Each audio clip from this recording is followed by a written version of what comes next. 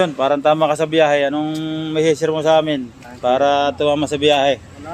Baka meron kang maganda-gandang tip para sa kapwa mong tricycle driver. Ha?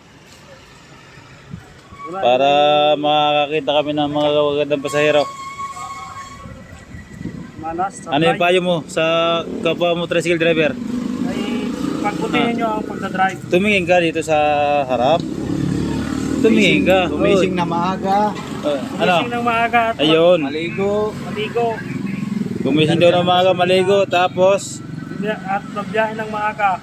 anong oras ang dapat para makadami? Alas 4 ay dapat ikaw ay nabiyahe na. Ayun.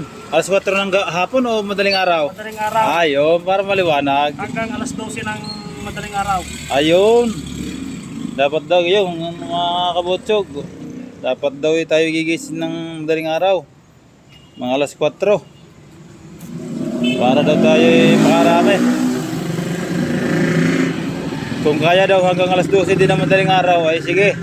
Para daw talagang pag-uwi mo, meron ka may uwi. Ay may uwi sa ating kanya-kanyang pamilya. Yun. Yun. Nadaan na naman yun. Ay siya, paano? Yun lang, parin John. Yun lang ayo payo sa ating mga kasamahan. At ingat kayo sa inyong Ayun. pagdadrive.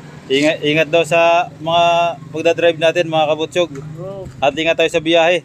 God bless you all. Bye-bye.